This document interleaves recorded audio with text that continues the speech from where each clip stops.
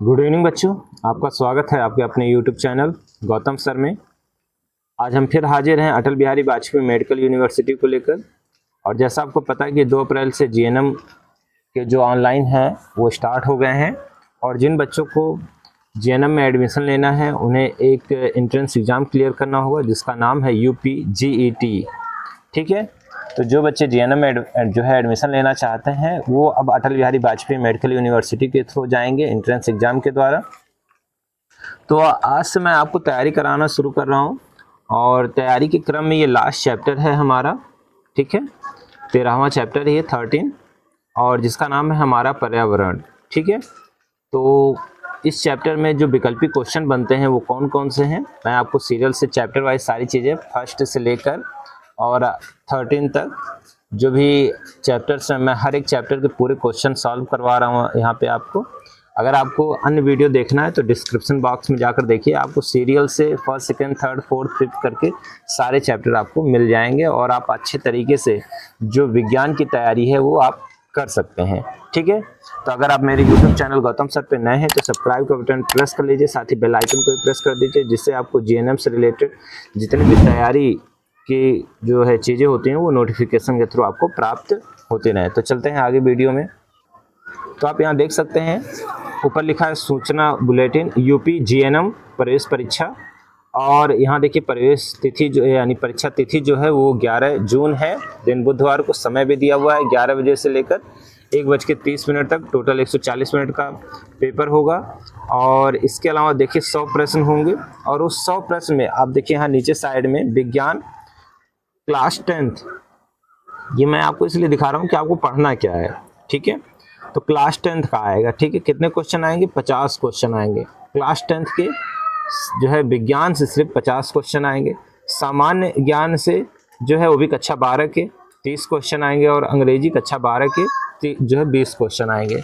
तो अगर किसी का मैं बता दूं कि जेएनएम में एडमिशन लेना और वो अगर 50 नंबर गेन कर लेता है, ठीक है, एक हाई स्कूल की मोटी मोटा मैं बात कर रहा हूँ, तो आसानी से उसका एडमिशन हो जाएगा। और अगर वो इंटर पास है तो सिंपल सी चीज़ है, उसकी हाई स्कूल भी अच्छी हो जाएगी और इंटर भी अच्छी हो जाएगी। तो उसी क्रम में मैं आज आपको हाई स्कूल का अंतिम चैप्टर की जो है रिवीजन करा रहा हूँ, और इसके बाद मैं आपको जो है सामान्य ज्ञान की तैयारी कराऊंगा। ठीक है, तो चलते हैं आगे वीडियो में। तो ये चीज़ क्लियर हो गई ना कि कक्षा 10 की साइंस से क्वेश्चन आएंगे, वो भी कितने आएंगे? 50 आएंगे, इसलिए मैं ये आपको दिखा रहा हूँ। तो आप यहाँ देख सकते हैं क्वेश्चन नंबर फर्स्ट, पौधे जंतुओं पर निर्भर करते हैं, और आपके पास 4 ऑप्शन है, भोजन के लिए, जल के लिए, ऑक्सीजन के लिए, कार्बन डाइऑक्साइड के लिए। तो आपको पता है पौधों और जंतुओं में क्या चीज़ों का लेन देन होता है। ठीक है, तो पौधों को हम क्या देते हैं? CO2 देते हैं, और पौधों से हम क्या लेते हैं? O2 लेते हैं। तो यहाँ दोनों के बीच में क्या निर्भर करता है? तो यहाँ पर क्या होगा? कार्बन डाइऑक्साइड होगा। ठीक है, कार्बन डाइऑक्साइड के लिए। ठीक है, अगर यहाँ पर जो क्वेश्चन है यहाँ आप देख सकते हैं पौधे जंतुओं पर निर्भर करते हैं, तो किस लिए भाई? तो पौधों को जंतुओं से क्या चाहिए? CO2 चाहिए, यानी कार्बन डाइऑक्साइड चाहिए। और अगर ऐसा हो जाता है कि जंतु पौधों पर निर्भर करते हैं तो फिर ऑक्सीजन हो जाता है इस तरीके से। तो पहले का जो आंसर है वो है कार्बन डाइऑक्साइड, यानी चौथा विकल्प सही होगा।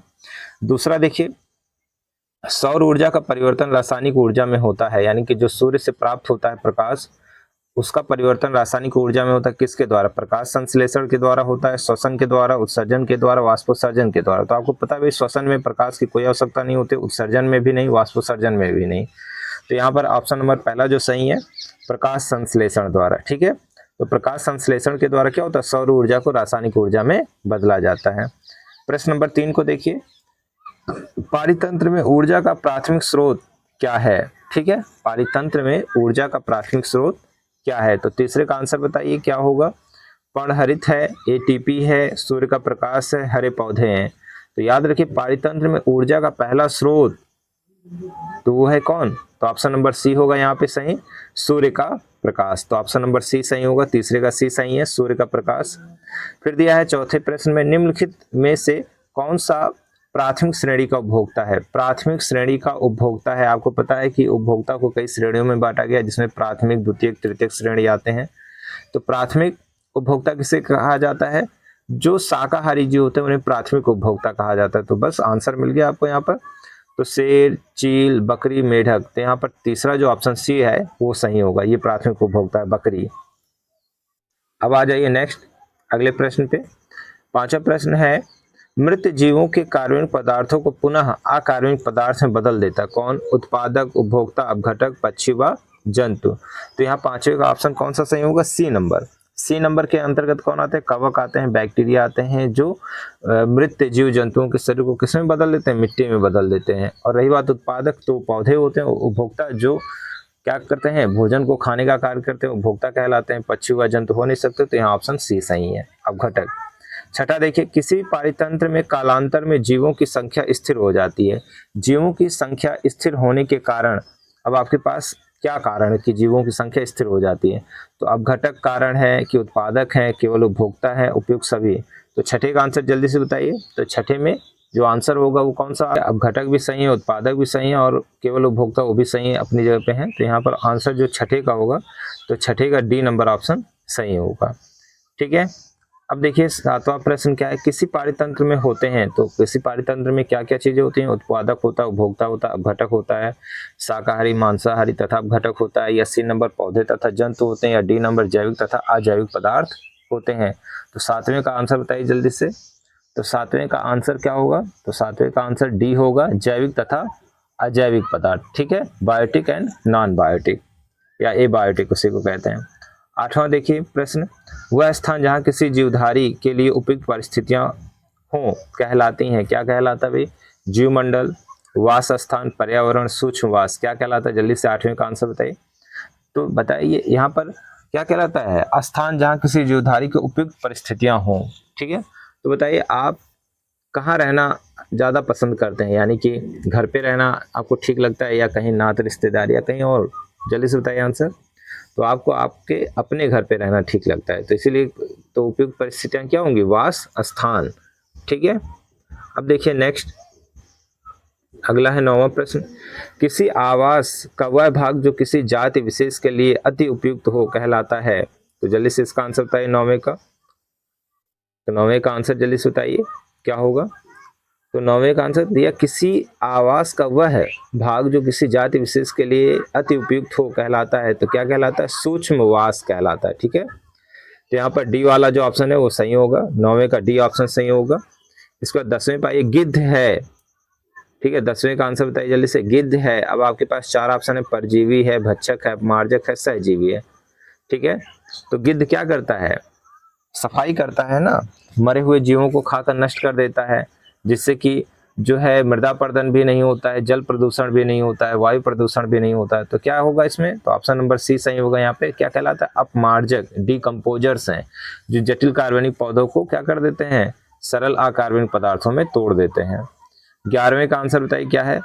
कौन सा कारक वास स्थान का जैविक घटक नहीं है? कौन सा कारक वास स्थान का जैविक घटक नहीं है? 11वें का आंसर बताइए जल्दी से। ताप है, हरे पौधे हैं, जंतु है, और सूक्ष्म जीव हैं। तो 11वें का आंसर क्या होगा? जल्दी से बताइए। तो 11वें का आंसर है ताप। ठीक है, जो जैविक घटक नहीं है। भाई हरे पौधे भी जीव हैं, जंतु भी हैं, सूक्ष्म जीव हैं, इन तीनों में जान पाई जाती है। तो ताप जो ऑप्शन सही है यहाँ पर, ताप जो है वो जैव घटक नहीं है। अब देखिए 12वां, पक्षियों का आवास आदि जटिल है, तो जातियों की संख्या कम होगी, अधिक होगी, कोई अंतर नहीं होगा, कम भी हो सकता है, अधिक भी हो सकता है। तो 12वें का आंसर बताइए क्या होगा? तो 12वें का आंसर होगा अधिक होगी। ठीक है, 12वें का आंसर क्या होगा? अधिक होगी, यानी बी वाला ऑप्शन सही होगा। पक्षियों का आवास यदि जटिल है तो जातियों की संख्या क्या होगी? अधिक होगी। अब 13वां देखिए, प्रश्न नंबर 13 देखिए, दिया जीवधारियों का वह समूह जो प्रकृति में परस्पर संकरण द्वारा संतान उत्पन्न करता है कहते हैं। ठीक है, संकरण का मतलब होता है कि दो भिन्न भिन्न जातियों के बीच में क्या हो? क्रॉस हो, उसी को संकरण कहते हैं। तो जीवधारियों का वह समूह जो प्रकृति में परस्पर संकरण द्वारा संतान उत्पन्न करता है कहलाते हैं, क्या कहलाते हैं? जीव कहलाते हैं। जाति, समष्टि, जैव समुदाय क्या कहलाते हैं? 13वें का आंसर बताइए जल्दी से। तो 13वें का आंसर क्या होगा? तो 13वें का सी नंबर ऑप्शन सही होगा, जिसे कहते हैं समष्टि। समष्टि का मतलब क्या होता है? जनसंख्या। समष्टि का मतलब क्या होता है? जनसंख्या, जिसे इंग्लिश में पॉपुलेशन कहते हैं।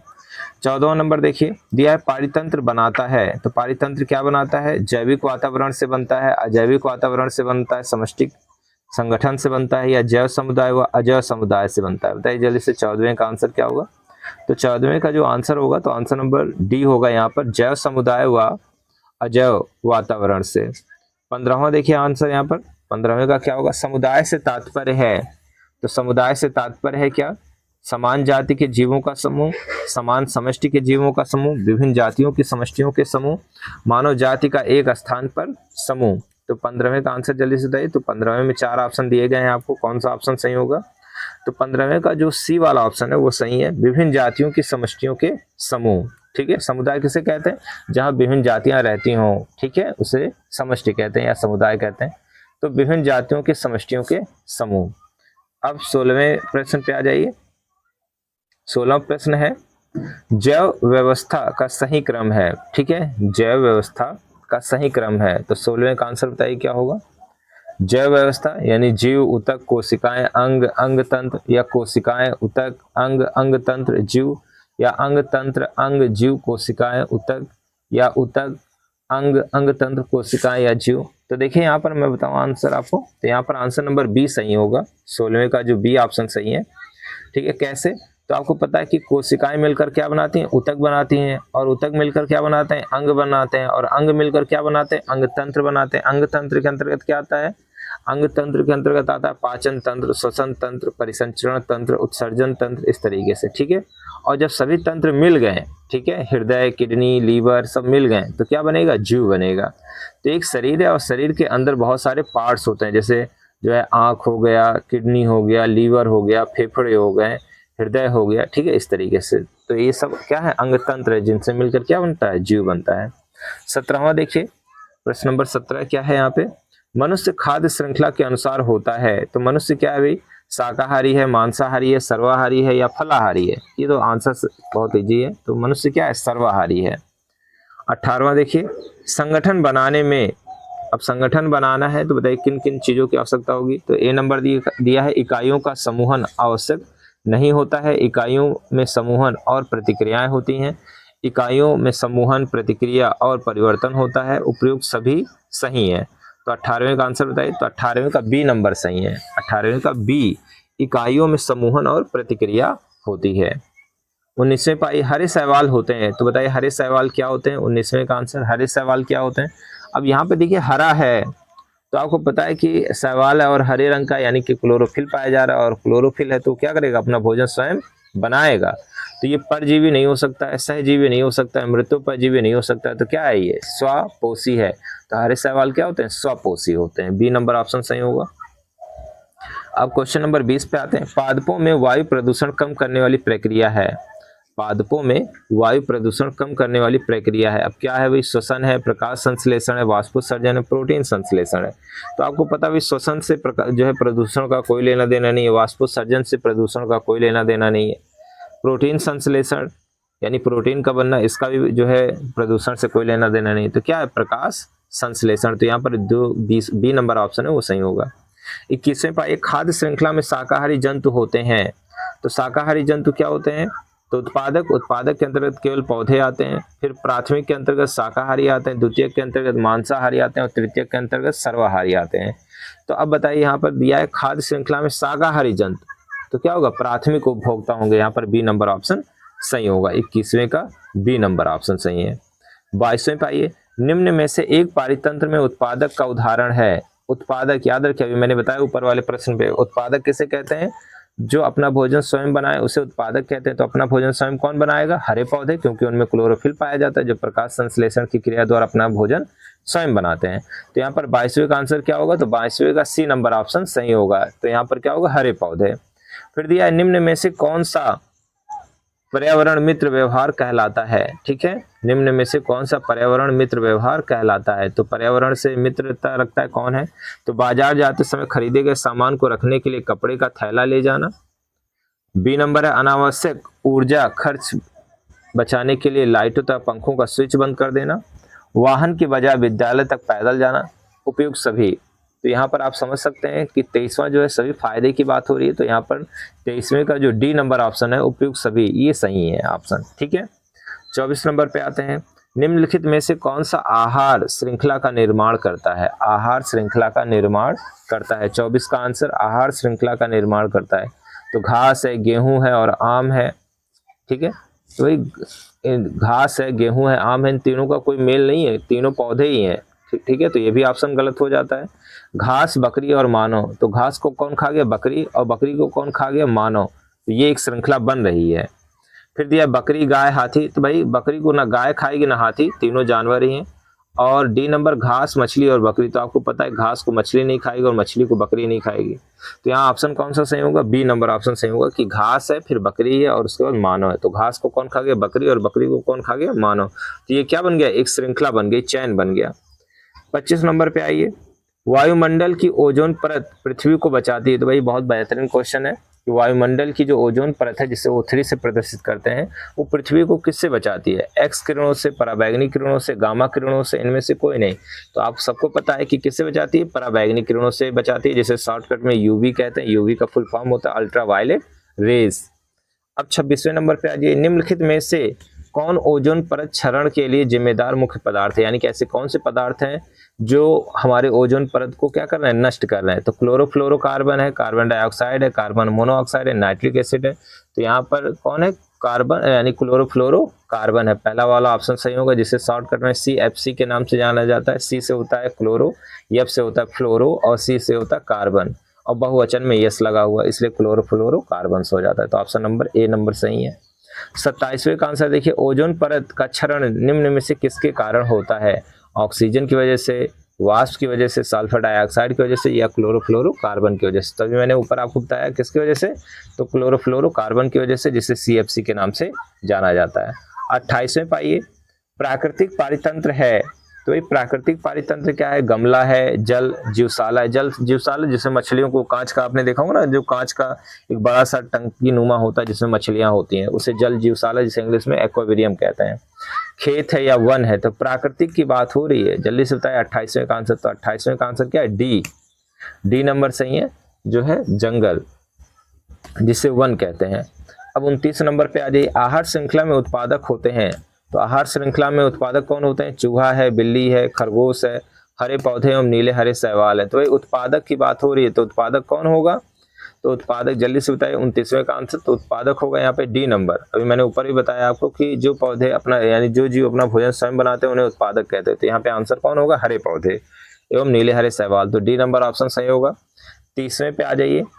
एक पोषी स्तर पर उपलब्ध कार्बनिक पदार्थों की कितनी मात्रा अगले पोषी स्तर तक पहुंचाती है? ठीक है, तो 30वें का आंसर बताइए जल्दी से, क्या होगा? 0%, 10%, 50%, 100%। फिर से देख लीजिए प्रश्न। एक पोषी स्तर पर उपलब्ध कार्बनिक पदार्थों की कितनी मात्रा अगले पोषी स्तर तक पहुंचती है? ठीक है, तो आंसर नंबर बी यहाँ पे सही होगा, 10%। ठीक है, अब देखिए इसका जो है आंसर की भी हमने यहाँ पे दे रखा है आपको, आप इसकी भी प्रैक्टिस कर सकते हैं। और अगर आपको ये PDF चाहिए, ठीक है, तो आप मुझे कमेंट करें। साथ ही साथ ये वीडियो लाइक और शेयर भी करें, जिससे कि अन्य लोगों की तैयारी हो सके। ये जो वीडियो बनाई जा रही है खास करके GNM, ठीक है, GNM की तैयारी के लिए कराया जा रहा है, क्योंकि जो GNM का परीक्षा होगा वह है, उसमें जो साइंस आएगी वो सिर्फ हाई स्कूल की ही साइंस आएगी। ठीक है, तो उसमें जिसमें फिजिक्स, केमिस्ट्री और बायो है, और उसी से प्रश्न आएंगे। तो ये लास्ट चैप्टर रहा आज का। यहाँ पर आपकी जो साइंस है वो समाप्त हो जाती है। ठीक है, और आपको अगर पहले लेसन से चैप्टर देखना है, केमिस्ट्री के पहले लेसन से लेकर और हमारा पर्यावरण तक का, तो आप डिस्क्रिप्शन में जाकर देख सकते हैं। आपको एक लाइन से सारी वीडियो की डिटेल्स दी गई है। ठीक है, तो वहाँ से आप हर एक वीडियो देख सकते हैं और GNM की तैयारी करा सकते हैं।